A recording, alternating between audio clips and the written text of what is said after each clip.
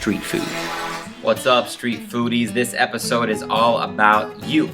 Actually, it's about China. It's about me answering the questions posed by you. Welcome to Season 4 Viewer Mail. You know what? Thank you for asking questions. I'm gonna do my best to answer them all. Some of these go back to Season 2. Here we go. Alright, several people ask what is my least favorite food in China. That's the easy one. Chicken feet. I cannot stand chicken feet. Have y'all ever had chicken feet? On the real. Nasty. First of all, it's like the closest you can come to what it feels like to eating a corpse, I imagine. It's skin just hanging off, and then you put the whole thing in your mouth, and you suck off the skin, you spit out these tiny little bones. It's like snacking on a mouthful of baby knuckles. I know some of y'all might disagree with me, but just for real, chicken feet. Blah. No.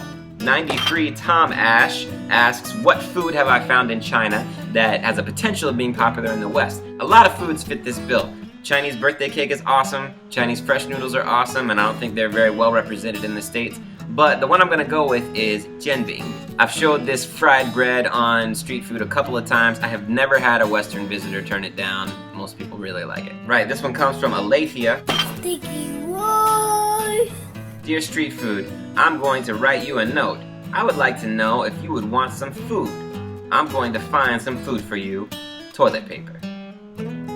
She's 3, so, you know, it's a little non sequitur. Still adorable. Longtime viewer Alan Branch wants to know, dear street food, what's up with the hat? Are you cold? You know, when I first started doing these vlogs, my daughter was young and it was nap time when I would do them, and I would have to go onto our balcony, which was not heated, and in fact, I was quite cold, so I wore the hat. Now it's sort of part of my YouTube persona. Or not, I don't know, it's just a thing that I continue to do. Dear street food, you do know a duck is not a mammal, right? Thanks for that Season 3 reference, and yes, I do now, thank you. D. Posse writes, dear street food, what can your loyal fans do to help you promote your awesome channel? Ah, thank you, D. Posse. I'm actually not very good at promotion, so I don't have a very good answer to your question, but I do appreciate when you guys share my videos with your friends. It makes me feel good to know people are watching, learning something about China, and just seeing what it's like over here.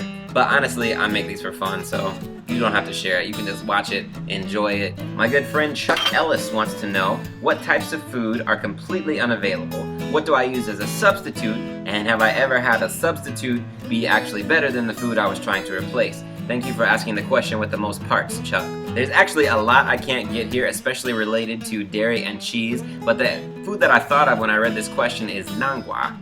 Nangua is in the squash family, and they're huge. They're usually like this big, long, round, kind of like a giant acorn squash. They're orange in the middle. We use it as a replacement for pumpkin, but it's great because you can eat it savory, or you can like mash it up and put it in a pie and it'll be sweet. It's actually awesome.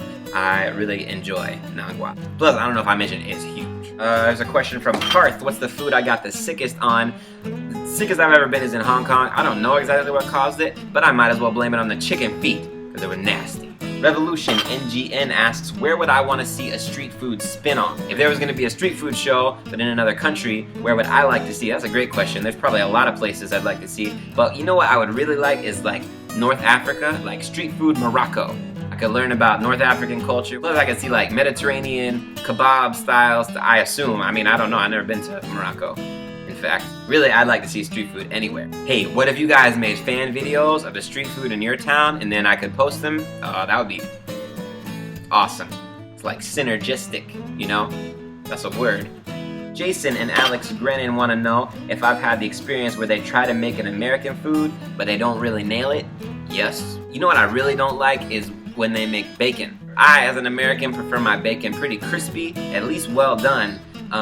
And I've definitely consumed some raw bacon a few times here. Don't recommend that. Caleb James asked a really good question, but I don't have a really good answer. Sorry about that. Maybe I'll get to that one next season.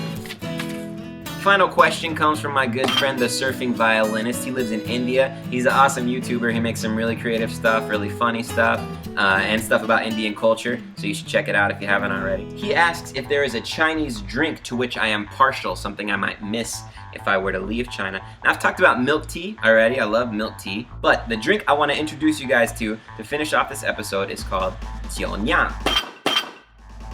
That actually might not even be the real name for this. I'm sorry if I got it wrong. I asked a bunch of friends and they gave me a bunch of different answers. So this is basically some Shanxi rice wine. You drink it hot. It comes in these mason jars, and it's got actual grains of rice in it that have gone through a fermentation process. You heat it up, and you have to cut it with some water because it's straight thick. It's like drinking pasta water even after you dilute it. It's a real starchy way to get your drink on if you're celebrating like Xian style celebration.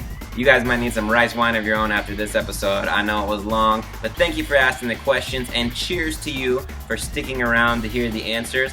Please keep the questions coming. I would love to do another viewer mail episode in the future. We've still got a few more episodes this season. We're going to check out some different cities in China. I hope you keep watching. Until next week, eat it on the street.